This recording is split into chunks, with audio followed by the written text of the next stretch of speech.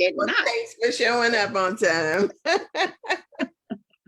Because I did not. Oh my goodness, this morning is good. It's a Yeah, good morning, all but is well, all is wonderful. yes. So, Wonderful time. before we get started, I guess I gotta tell you, so I have been reading that book called The 5 a.m. Club. Oh, you got it. Okay. Yes, and it is kind of taking me on a journey because it would put you in the mind of Celestine prophecy, in Mm. that it's a book on how to change your life, how to transform your morning so you can take charge of your life. And so it talks about that 5 o'clock to 6 o'clock hour. So and really using that to kind of like hone in on your day.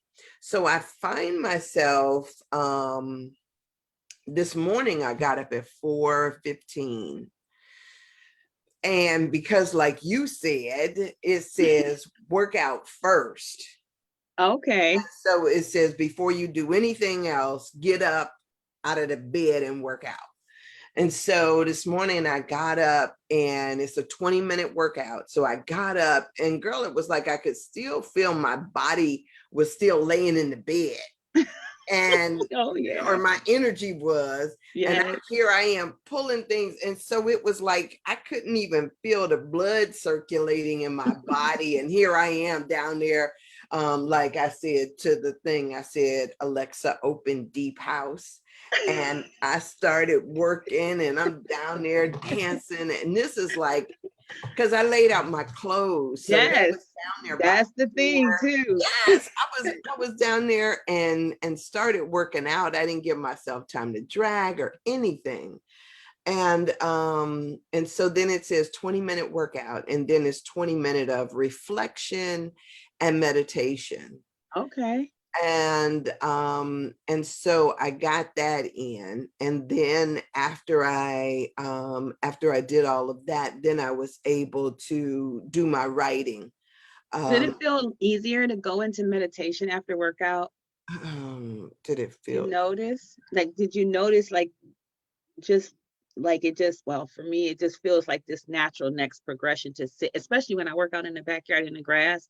When I'm uh-huh done working out, there's two songs that I play, You Know My Name and Best Part, and I just sit in that and then I just go into meditation. But I think it's because I'm exhausted from my workout oh mm. that sitting becomes easier for me.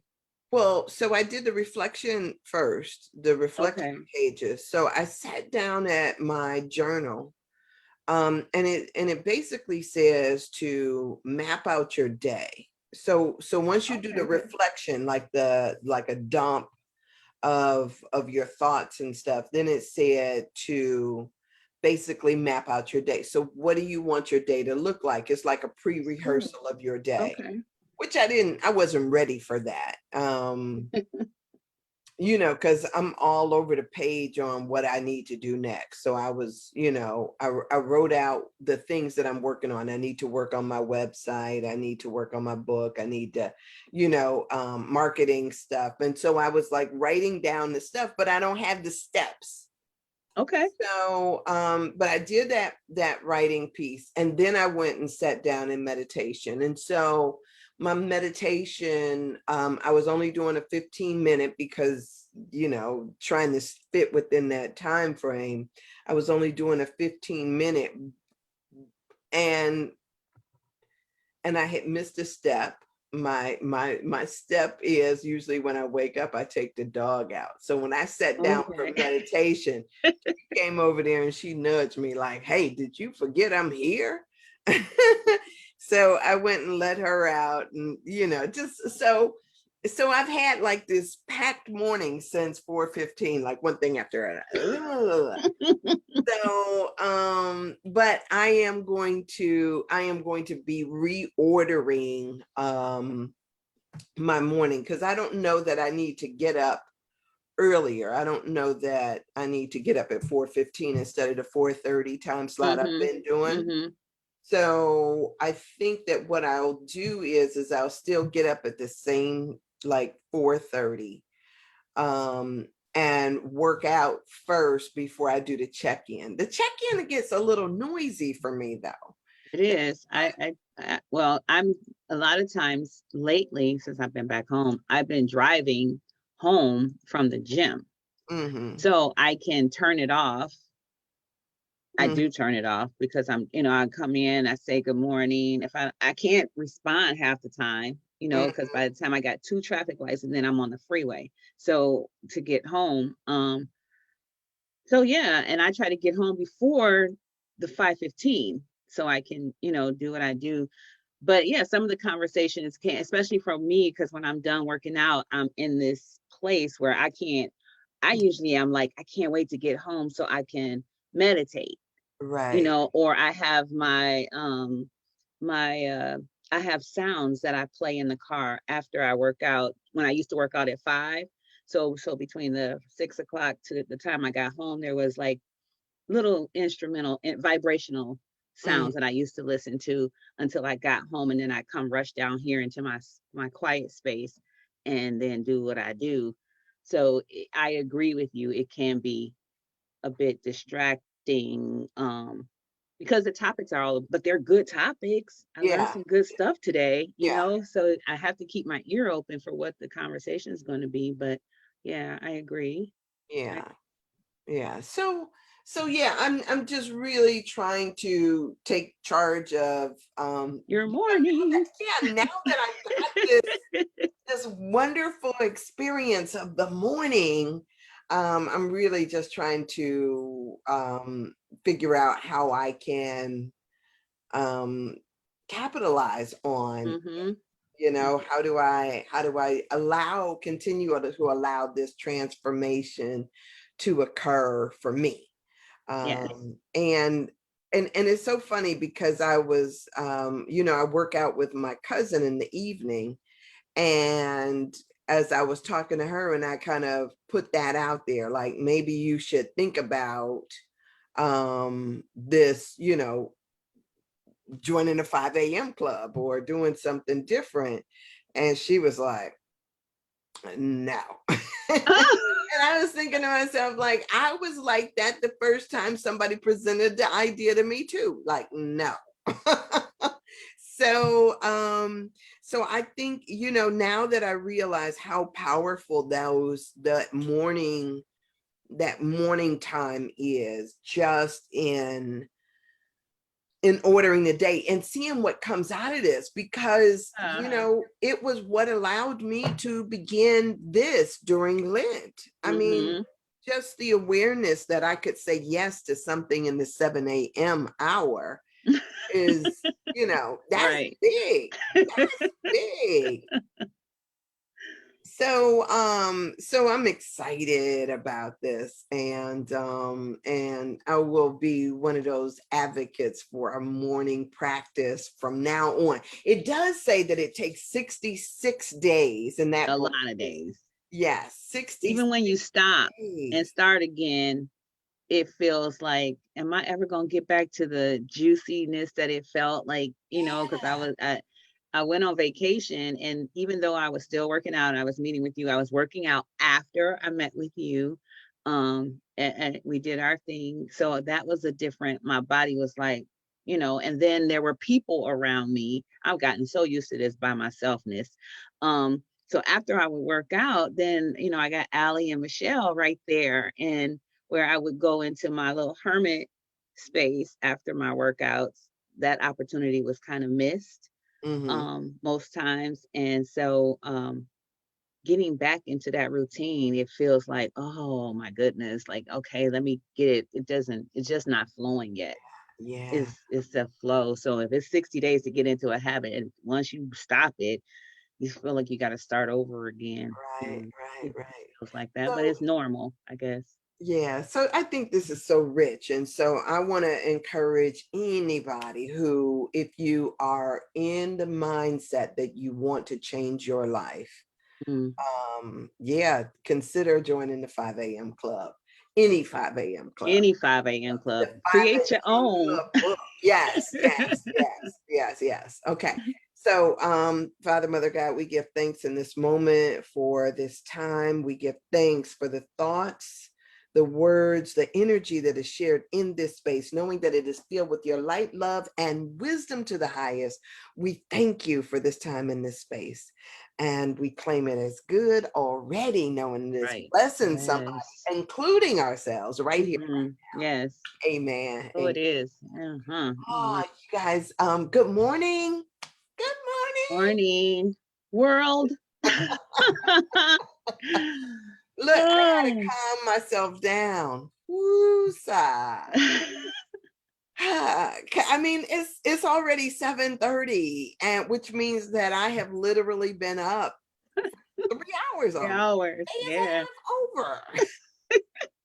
When my brother used to say that to me, I didn't get it. He would, when we would go walking at 7 a.m. and he would just like say, like, the day is half over. I'm like, Yes. dude, what are you talking about? Yes. I get that. Oh my. Yes.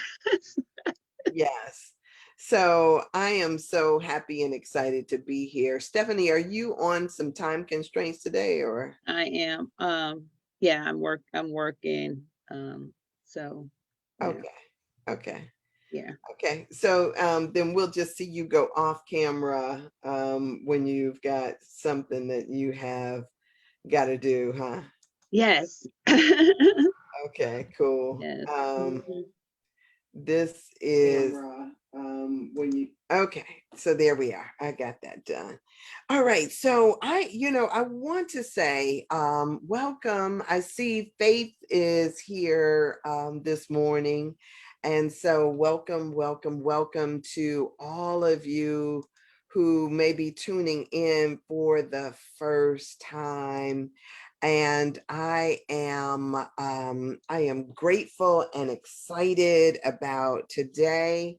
Good morning, Erica. And Morning. yes, just excited about today.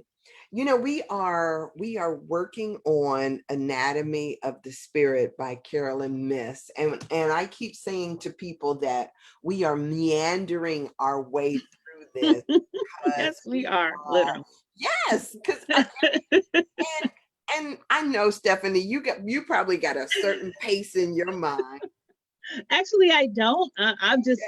I am practicing patience. Like I think the universe is giving me the lesson of being patient on so many areas of my journey right now that I'm just going with the flow. It's like, yeah, this makes sense. Because I'm so excited. Right. Okay. But what I'm also excited about is that I get to like chew on this information and apply it to my life. Mm. So I don't mind the pace that we're going because I'm doing this work over here, Mm-hmm. so that because I think that that's what's needed. I need to have the patience to chew on something long enough because I'm the one that's like, oh, I got it. Okay, let's go. I know how to play this game. Yeah. Okay, okay, Uh-huh. okay. And then I mastered, doing it. But now it's like just mastered doing it, knowing it, breathing it, chewing it, eating it, so that when I believe that when that happens on my journey, I'm able to share and present with a level of compassion. Mm. Yeah. Yeah. Because as opposed to you can get this, but now it's like this might be a little intimidating. This Uh, might be a little foreign. So yeah. So no, I'm going with the flow with this one. I'm working really hard. I'm intentional. so I used to tell people all the time, one of my things is that I found out that there was like different levels of getting something, of different levels of Mhm. knowing. So I equated it to when I went to school in Italy. So when I was first presented with the option, I was like, I was basically looking at prices. What study abroad program could I afford? And then once I decided and I got a chance, I got accepted to the program and was going overseas.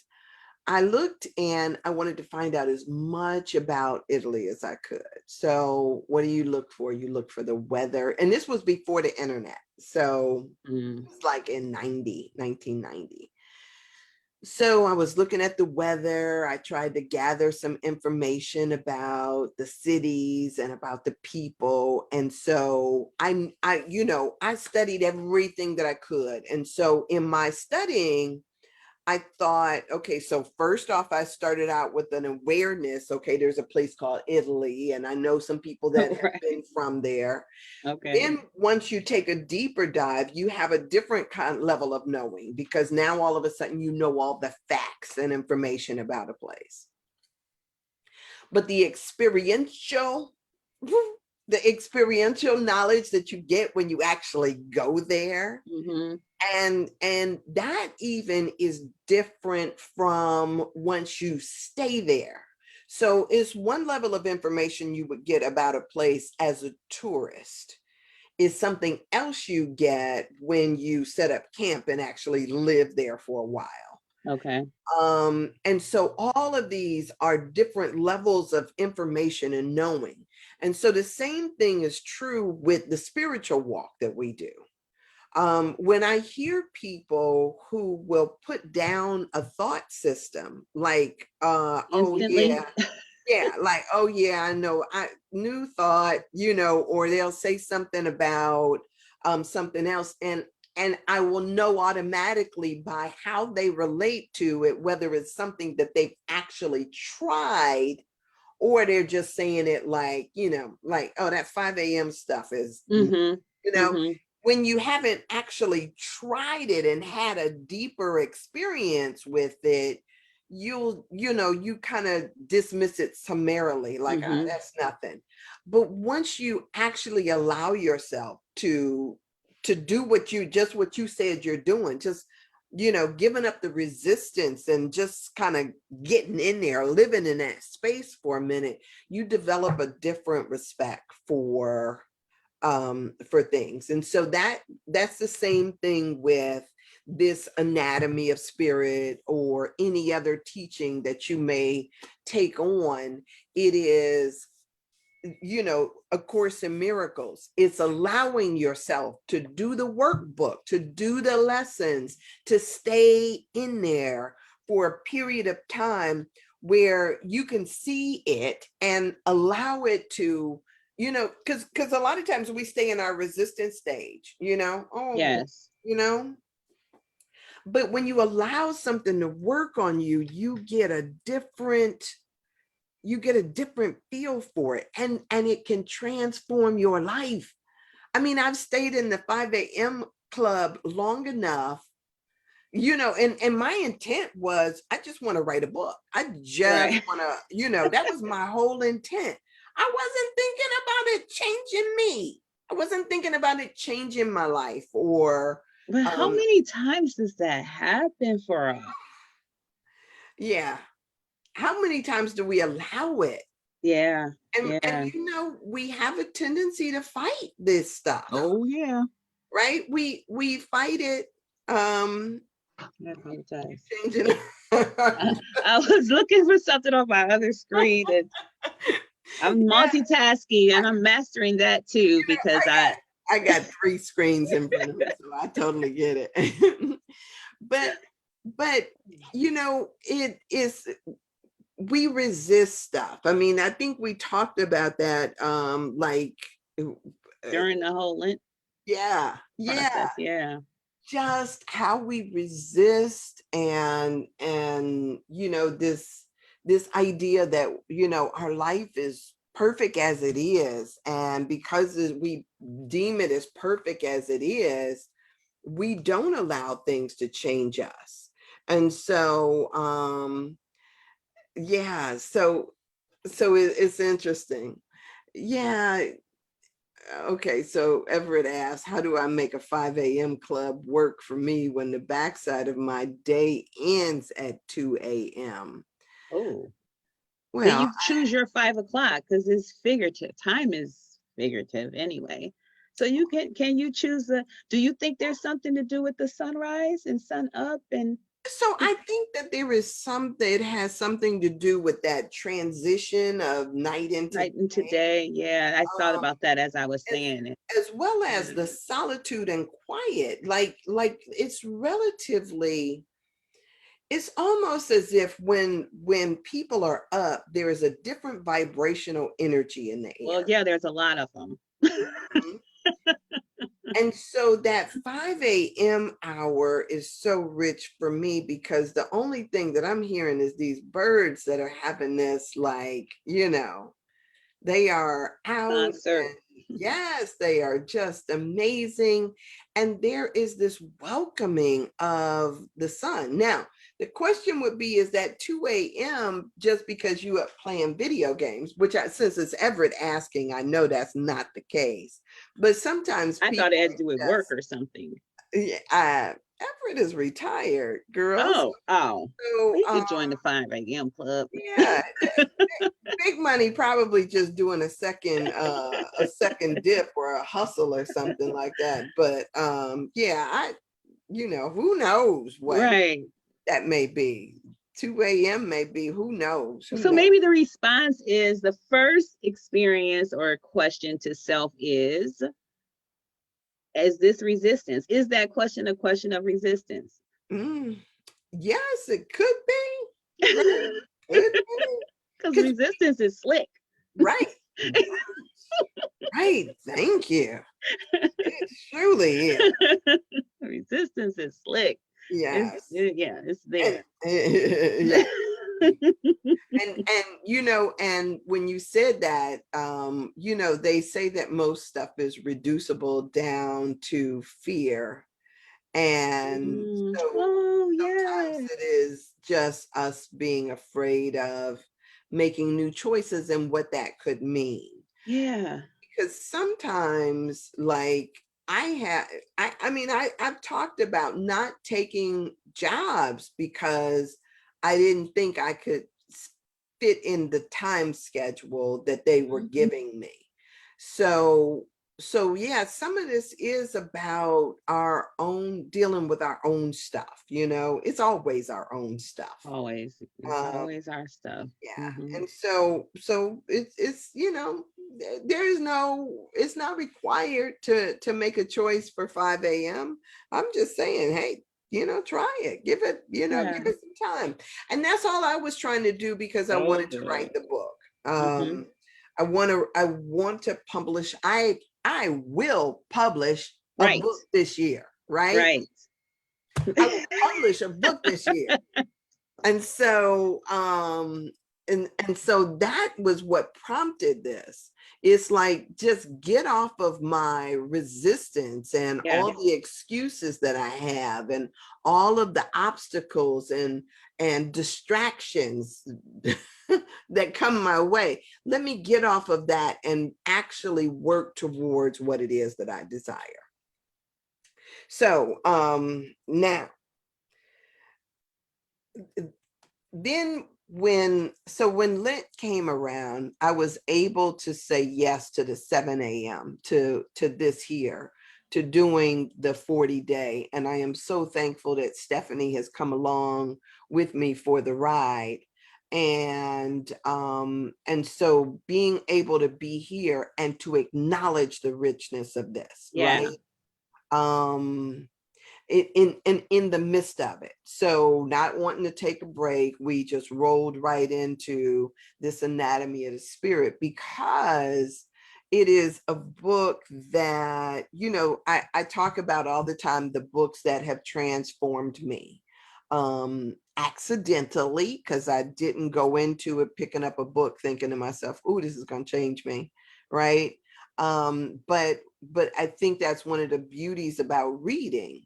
So whether it is Yes.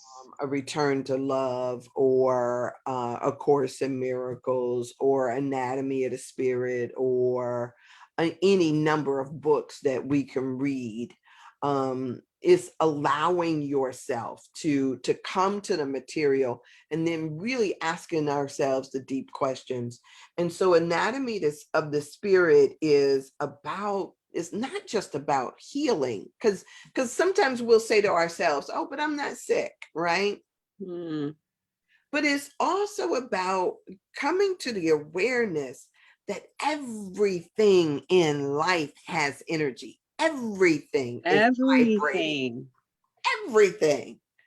Oh my And when you realize that there is a vibrational power to everything, not just the thoughts that we're thinking, because sometimes we think our thoughts are private, like other people can't hear what I'm thinking. Other people can't hear your jealousy or your hatred or your judgments, or just because you don't verbalize it does not mean that people don't feel Yes. what you are putting out there. Mm-hmm. And as a matter of fact, since there is none of these thoughts or none of these words, none of these vibrations are wasted, even if you think it's not impacting somebody else, it's impacting you. Mm-hmm. Mm-hmm. That's True. big when we get that, right? When we get that this place is alive and vibrating, everything in it, and you get back what you put out there. Oh, it makes you take responsibility Yes. for the energy that you are bringing into your day and what you are creating. Yeah, and then focusing on that, because we have been trained. I was having a conversation with someone. Maybe it was you. We have been trained to be external, to look for everything externally, and not to be intentional about what's going on inside of me, uh, internally, because that's where the juice is, the power is.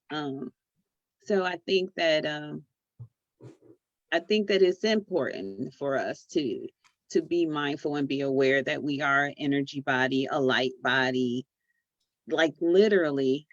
I don't know how anybody takes that right now, but just being aware that it's just like this electrical Bluetooth. We're like we're the Bluetooth device, like my little lantern over there. It's Bluetooth. It's not plugged into the wall.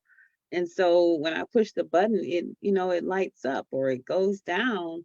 And Mhm. kind of that's how I imagine my energy is too, on this journey. And as we go through this book, that thought process is being affirmed more and more and more. So I'm going to put this picture up here because I should have scanned this in, but it's been on my wall to the point where it's cracked. But you see that picture? Uh-huh. Is that an aura picture? Yes, it's an aura picture that I had. This was years ago. You can tell from my age, it was years ago. Um, and so when in the book, Carolyn starts to talk about the energy, we have this, most people have this idea that we have a spirit, like, like that we have a spirit, like it's in there. Mm-hmm. But what we don't recognize is that a spirit is not in us, but rather we are in it. Mm-hmm.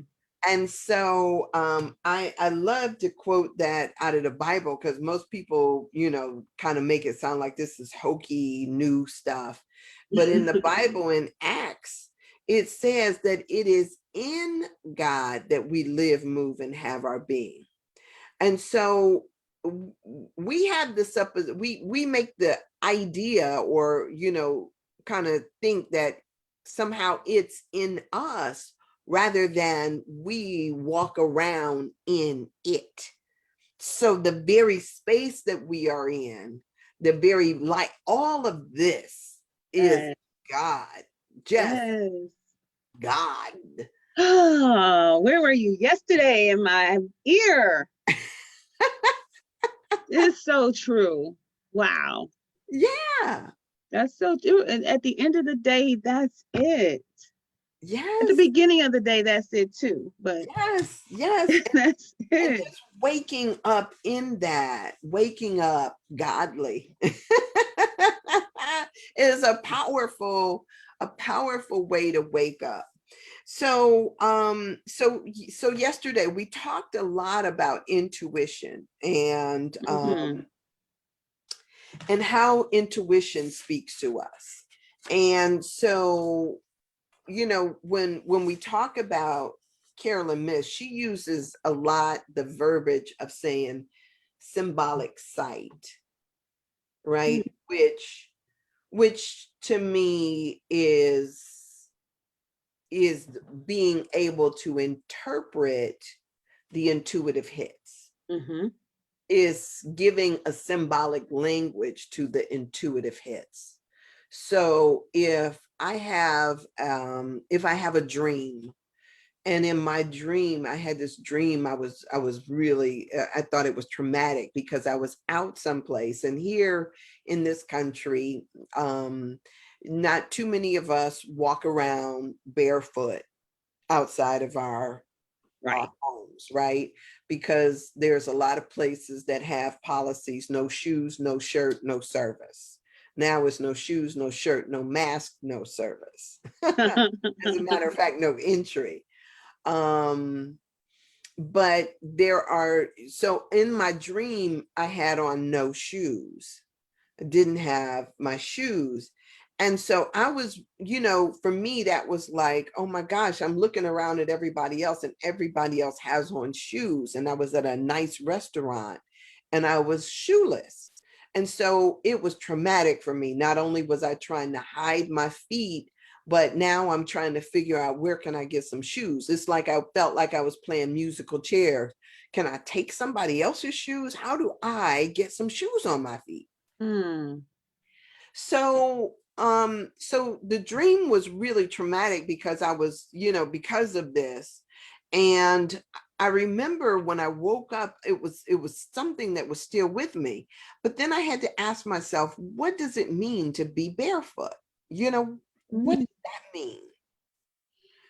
That's And so good. yeah, and so when I went back and I was thinking about, for a Pisces, feet are major, because Pisces, the symbolic region of the body is the feet for Pisces. Okay. Um, I wasn't aware of that. Okay. yeah,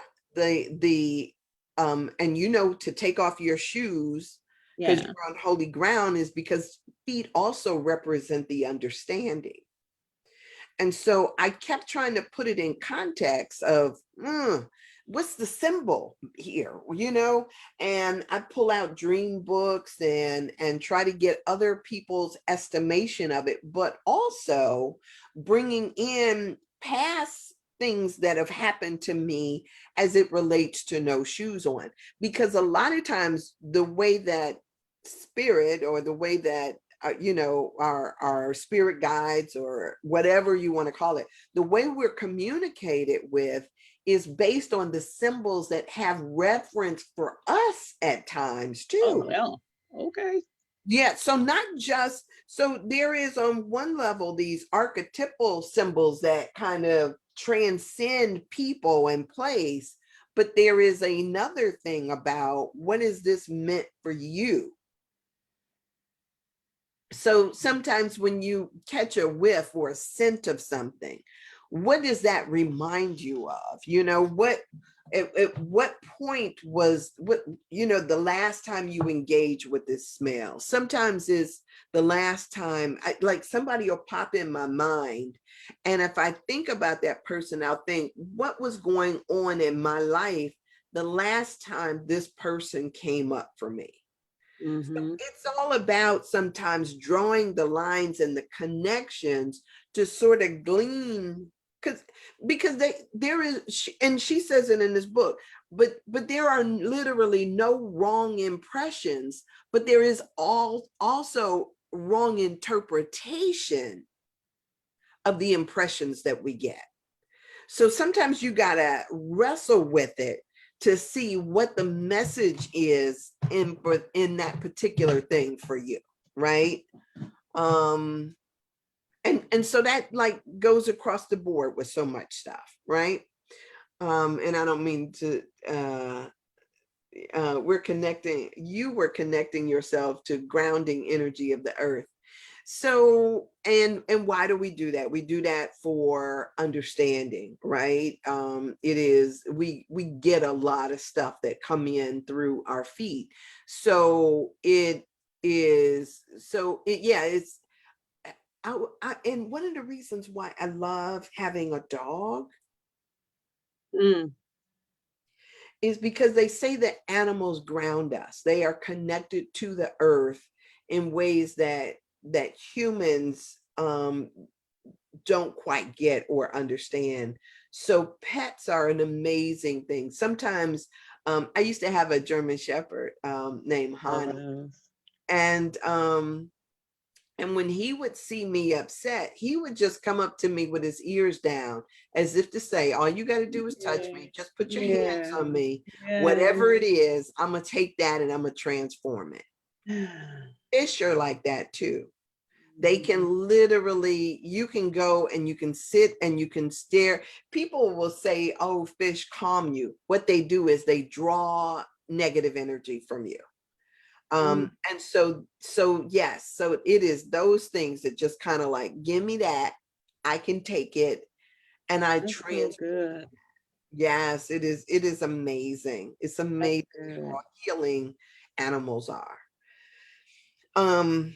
Okay, so so I sometimes I there's so much to share about this that I get excited when we get to talk about it. I do uh too. And I hate that I'm multitasking. I'm working through other people's work. And so I'm listening and I'm and I'm talking. Like usually I'm trying to write. And uh, today I'm just like, I want to yeah, write.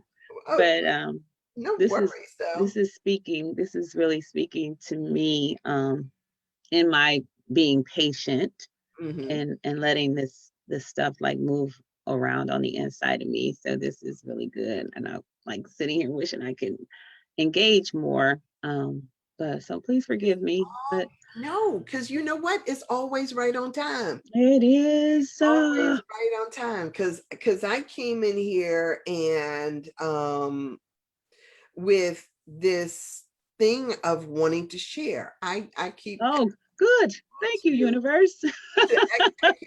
I keep saying to people, read the Matrix. I mean, watch the Matrix, right? Because for me, the Matrix is such a powerful representation of how everything that, when they say that every person who they didn't personally unplug from the system has the potential to be an agent. So I think it is a great illustration of how God can pop in and out of anybody at any time to be used for a particular purpose or some good. And so everything is potentially a angel in disguise, a blessing that is meant for you. And I think that gives you a visual experience of that. So everything is alive. Now, here's the thing too. Because we've been talking about, if you didn't see yesterday's thing, we were talking about intuition and how intuition shows up for us. And here's the other thing. So when Carolyn Miss, she is an amazing intuitive intuitor, medical intuitive.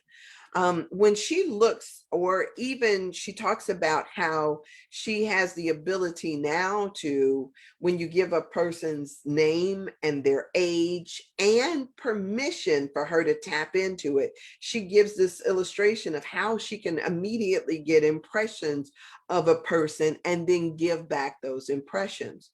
Well, if you think about how you see people, right? And I don't know if you're able to do this, but sometimes it is being able to look at people without looking at them, sometimes looking at them in your periphery vision or looking at them in a remembrance. So so say for instance, if I see somebody walking down the street, I just see that person, right? I see them in their physicality and as they move. But the moment I look away from them and think back at them, I thought to myself, I saw a girl yesterday. I looked at her and I looked away. And when I looked away and started back doing my thing, I thought, she's pregnant. and doesn't want anybody to know. Not yet. But she was very pregnant. And it was not in looking at her that I saw it, but in reflection of what I saw, that I realized that I recognized. And it is a vibrational energy. If you're a woman, or if you've ever been around somebody, I think Stephanie, you tagged the wrong person, Everett. But I think that when you look at somebody and you are looking at them, what you see is basically what you expect to see. But when you think back on them, sometimes what you'll see is you'll see a change in their energy, or you'll see like a dullness about them. Or if you're a woman and you've ever been pregnant, you know that there is a vibrational energy, that a force field almost around the fetus, the child that is growing in you. And so that combined energy then transforms how your energy shows up. And it's like that when we have dis-ease in our body. There is, when you, especially if you're able to think back on somebody, not necessarily while you're looking at them front on, but when you kind of reflect on this, you can sometimes see the dullness or dips in their energy, and then ask that dip or that dullness, what is it that it is saying to you? And so it is amazing when we start to work with that, and then it becomes an exercise, right? To practice. So just like you would practice anything else, practice getting the hits or the impressions so that you become more comfortable in what it is that you're sharing. Hey. Okay, you're on mute. I can't see any comments, so I was just wondering if anybody said anything. Yeah, so actually, so Everett said, because you are a spiritual person, walking in your bare feet is essential to the growth of your spiritual power. You have been dispatched to do work that requires you to get this energy, even when you think you might not need it. Thank you, Everett, for that. And that's so true. Yeah, I will take that as a hit from him. Sometimes we hear better for other people than we do for ourselves. No, all the time. Yes. All the time. You see, Nurse Jackie? Yeah, it's really true. I think sometimes because I don't know, I think because we are supposed to be like source. Mm-hmm. And we are having to be, because of just where we come from. The receptive parts of us have been shut down. That's why it's so important for us to keep our chakras open, because being here, I'll just speak for the United States because it's where I've been. We are not trained to stay open and receive. We are trained to close. That Untethered Soul by Michael Singer talks about being intentional about staying open, even when things get harsh or heavy. Just taking the mind, it's actually focusing on your heart space, but just being committed to, I'm going to stay open to this. I'm not going to resist what's happening. All is well, wonderful, amazing computers, staying open. Mm-hmm. And so, being a receptor of what is really important. And I think it's interesting too, that we cover up our connection with the shoes on our feet. And that we should be mindful of that. I'm barefoot girl, so it wasn't intentional to connect with the earth. It just feels natural for me to be without shoes. Yeah. I love to go barefoot. Mm-hmm. It's been it's been one of my things. But I never knew that it wasn't a thing until a friend of mine told me that her therapist, her psychiatrist, told her to walk in the grass with no shoes on. And do you know she was not able to do that? She wasn't able to do what with no shoes on? Walk on the grass with no shoes on. Oh, my certain family members, and more than one, are like, "Oh my God. Oh my God." Like, I don't know what I don't know what they think. But Yeah. yeah, that it's a thing. Like, people like really it really disturbs them. Not so much that when I'm on concrete, but when I go to that back by the gazebo, and I Mhm. work out back there, and I work out with my shoes off. So yeah, it really disturbs people. I don't know what they believe is in the ground other than what's supposed to be on the ground. Like, what's there is supposed to be there.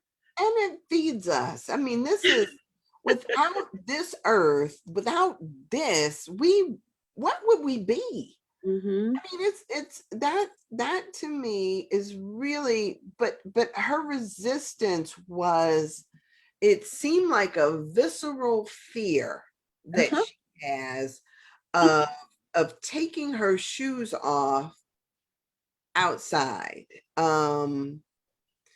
My own sister must have a collection of footies and shoes and things that she can wear, whether she is in the yard or in the house, because she does not like, well, she says she doesn't like her feet to be cold, but she doesn't, that idea of dirt getting on her feet or any of that stuff is just repulsive to her. And she's my sister. Interesting. Yeah. So Hmm. So for me, I tell people all the time, not only do I walk barefoot, but I'm also a tree hugger. Um, and so what if there's a spider there, you know? That's where they live. Yeah, it's, that's part of the process. So so I think that really just challenging ourselves Mm. to be a bit more open with everything is such, even that becomes a challenge in and of itself, and it's a juicy experience. um so Carolyn, I want to just I just want to I'm going to read something real quick, because I think sometimes we don't think about things in a particular way, and so I just want to read this here. And I am fond of repeating one of the statements that she makes over and over again in this next line.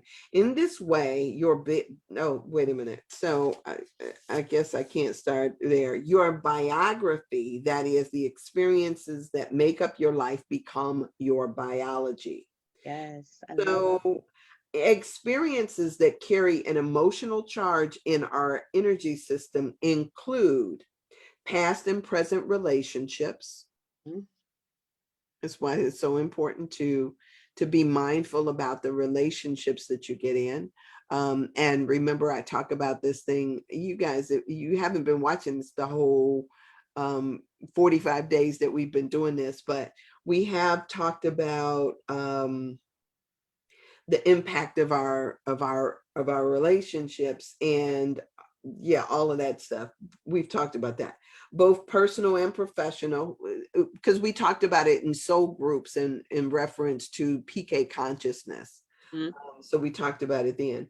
Profound or traumatic experiences and memories, belief patterns and attitudes, including all spiritual and superstitious beliefs. The emotion from these experiences become encoded in our biological systems and contribute to the formation of our cell tissues, which then generate a quality of energy that reflects those emotions. The energy impressions form an energy language that carries literal and symbolic information that medical intuitives can read. So say for instance, I have, and I'm not even gonna, I say for instance, I have judgments about somebody that works with me, right?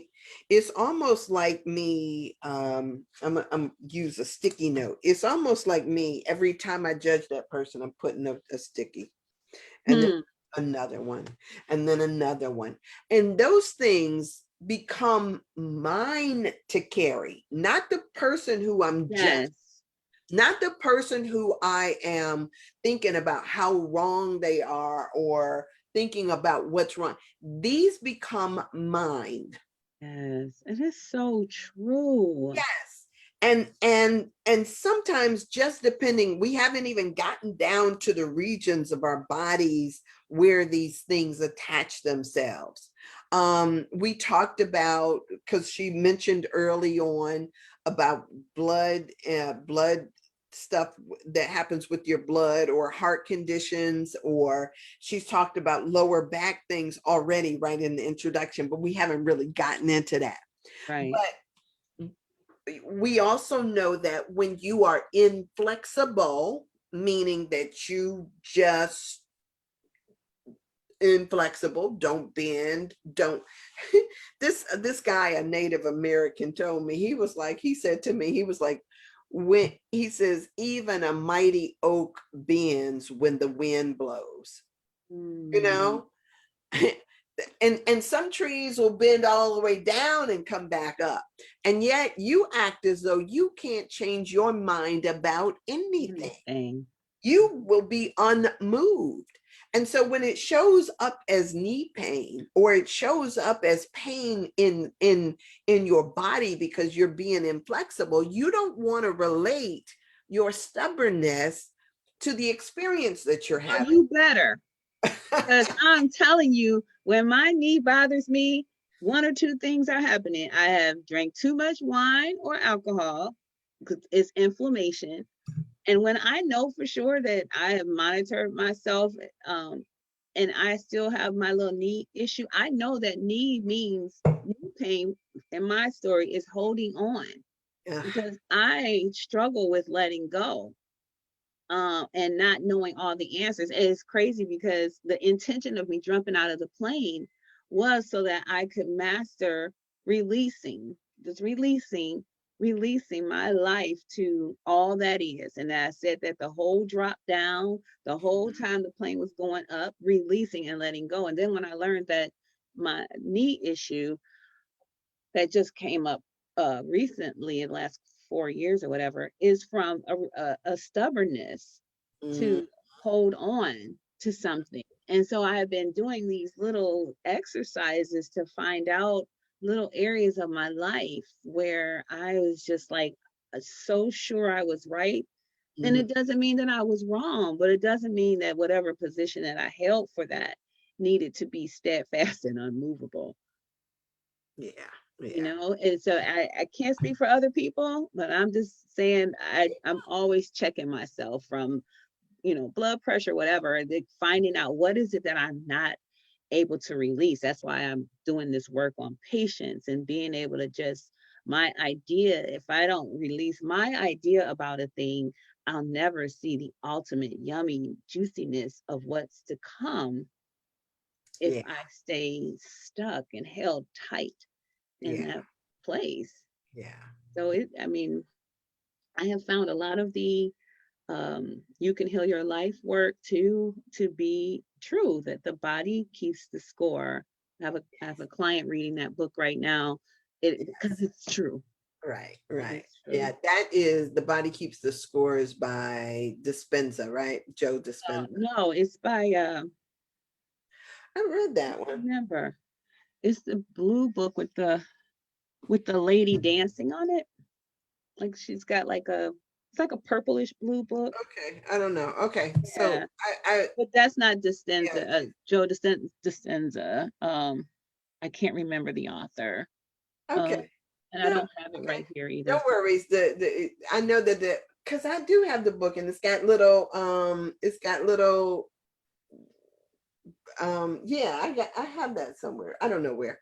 Yeah. Or if I have it on now I got everything on On Kindle. Audible. Oh, Kindle. Yeah. Yeah. That would definitely be a book you would read. I would be very surprised if you didn't have it Yeah. um in your somewhere, even if you got it and just downloaded it and haven't reached out yet. Mm-hmm. It would definitely be a book you would have seen. Right, right. That's me. So Everett asked a question about the ability to trust. And I will say, since that is a vague question, I will say we will get to that issues of trust. But usually when somebody has a inability to trust, we always want to blame it and say that it was because of what somebody else did. But normally it's because we don't trust ourselves. Hmm. You And if don't you trust don't the trust response that yourself, we would give in a hurt.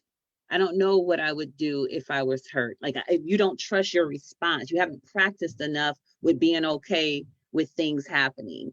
And so we don't trust our reactions, our responses. If I love, will I love too much? If I love too hard, or if I'll be distant? We're stuck in the past. Actually, can be a form of oppression. Um, when and we struggle with trust, we are stuck in the past. uh-huh. And yes, we are stuck in, yeah, but I mean, but it traverses so many different areas. And so we'll get into that Yeah. as we go along. Yeah. Because one of the things that I have friends who always talk about they have trust issues, right? Hmm. And and a lot of times what I find is yes, that they are taking what has happened before and bringing it into the present or the future. But the other thing is that they don't trust themselves enough to say whatever comes my way, I can handle it. Hmm. And I, for me, I say, for instance, I'm one of those people, I got a lie detector built into my body, right? I can tell when somebody is thinking about forming a lie. It just, but you know what? It really doesn't matter to me, because what I know is those things are never about me. It's Right. about the person, whoever it is that's about to, it's about them. And it's more telling about them and what they perceive as important than it is about anything that somebody might say to me or how I'm going to receive it. So I listen, and I am just, sometimes it tickles me because I know that it doesn't ultimately matter. However, oh, before I say that, though, let me tell you the last thing in that paragraph that she said. A paragraph that I read today was, um, um, no, that wasn't it. Let me tell you, and then I got to get off of here because you guys, we are trying to stay within the time frame that we've set. And I don't want to say that we're respecting that, because we are, but it's kind of loose. Where is that? It was the last sentence that I read. Okay, here it is. It says, medical intuitives cooperate with the body's intention to promote its own health and life. That is, our energy will always seek health in spite of what we may do to ourselves It physically. is so true. If, for example, we tell a lie, our energy field will often communicate to the other person the energy fact that we are not telling the truth. Energy does not and cannot lie. And so when when you think about this, a lot of times when I say that there are no private thoughts, you may think that you are trying to tell a person one thing, but what you do, they say, speak so loudly, I can't hear a darn thing you say. Mm-hmm. So you look at you can look at people and you can see when they are showing up in their honesty, when they're showing up in their authenticity, and you can also look at them and see when they are not. And you can tell when a person trusts themselves to be honest, to be what they present themselves as, and when they do not. So that little girl that I saw walking down the street, she thought she was deceiving somebody. But I saw, and I don't know what this may mean for her. I don't know if this means that she is going to abort the pregnancy, but I saw exactly what she didn't want me to see. It just is how it is. I feel like one of those wise old ladies that used to say, take the old off of it, just the well, wise. okay. Okay, but you know how those, It's okay. Yeah. That's used where to it come comes up. from. Somebody that Yeah, didn't resist their ability to hear and see and feel. right, right. But it just used to so happen that it was somebody that The was folks also sitting on the porch. secure in saying what it was that they got, you know? I mean, they just walk up to you and say, so how far along are you? You're like, I what? ain't showing yet. You know, you ain't even showing. How does she know? I think it's fascinating. I Yeah, do. it's I all think good. it's It's all fascinating. good. Oh, Thank okay. you, ma'am. What? Everett Who said wants to what? share something with me. Everett wants to share something with me. Are you looking to come in on the Zoom room, Everett? I can send you a link if you and I know that there's a delay. I know you got to go, don't you, Stephanie? When I hang up, yeah, this is one of my areas of resistance right now. So this is working. This is a work right here in process. Oh, I want to be doing this. okay, wait a minute. He just typed something in the window. So as I examine trust, I think about how to create an environment that will allow trust to exist as a free-flowing concept that presents itself in a way that consistently removes doubt from any relationship. It's a good affirmation. In order to do that, one would have to be willing to remove all barriers around transparency. Know that this term, transparency, carries with it all of your life experiences and feelings that have ever caused you pain, not because that is its function, but because we struggle with the concept due to lack of trust. Every time there is doubt, it's because we misunderstand what transparency means and the true power it possesses. Transparency is pure and it makes things crystal clear. It works to keep doubt, false statements, mistrust, and negative energy away from you. It's the one true energy that drives successful relationships. Everett, I love you, but I would beg to differ with you. I'm like, I'm not touching that this morning, but I definitely would touch it tomorrow. Yeah. That was good. Yeah.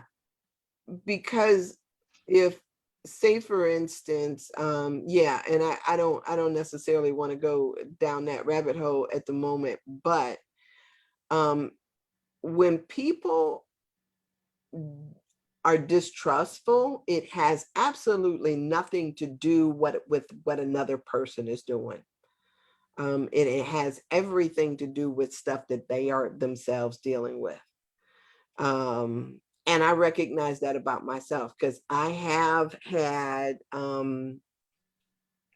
it's stuff that we work through, right? It's our own stuff. And so it may not be anything. You could be as transparent as you want to be.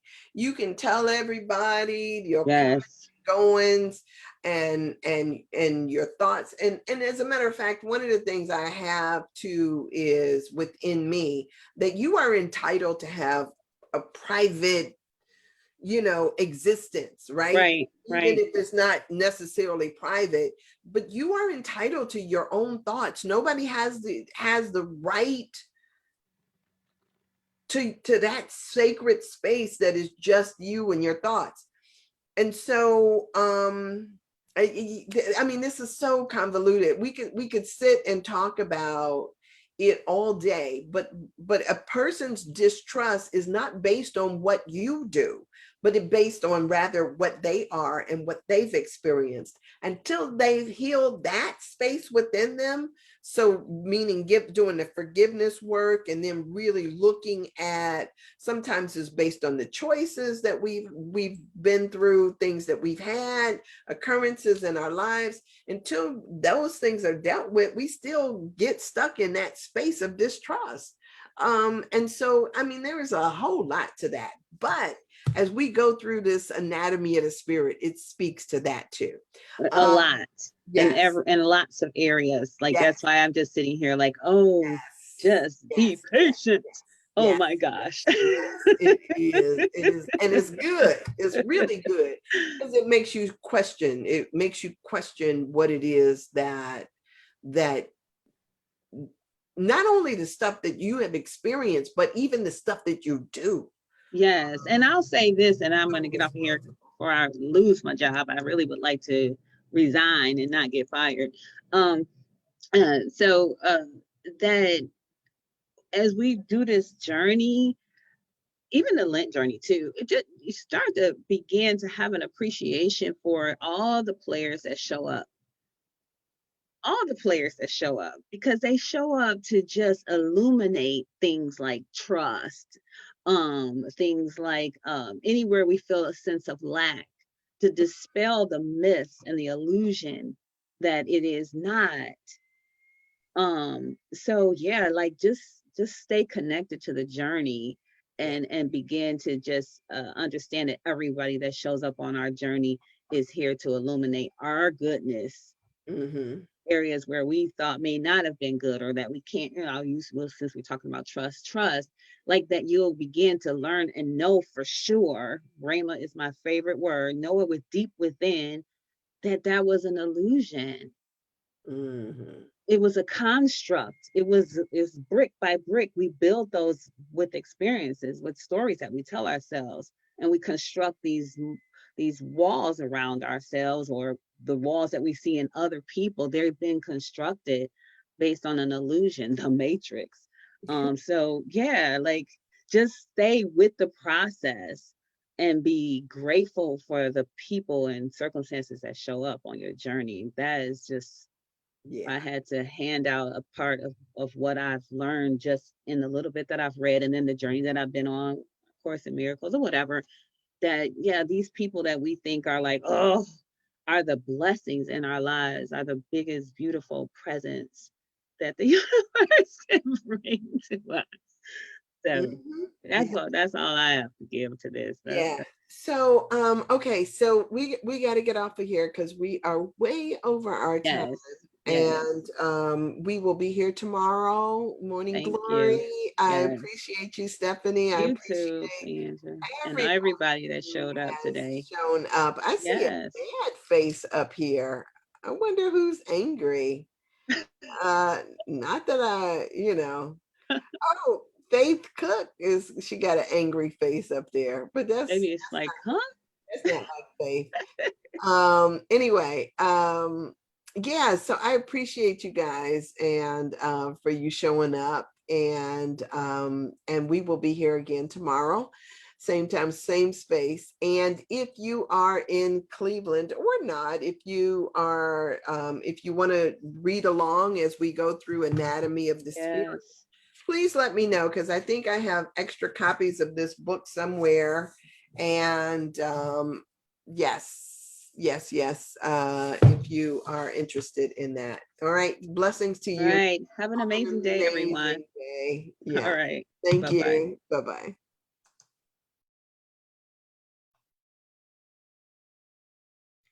Okay.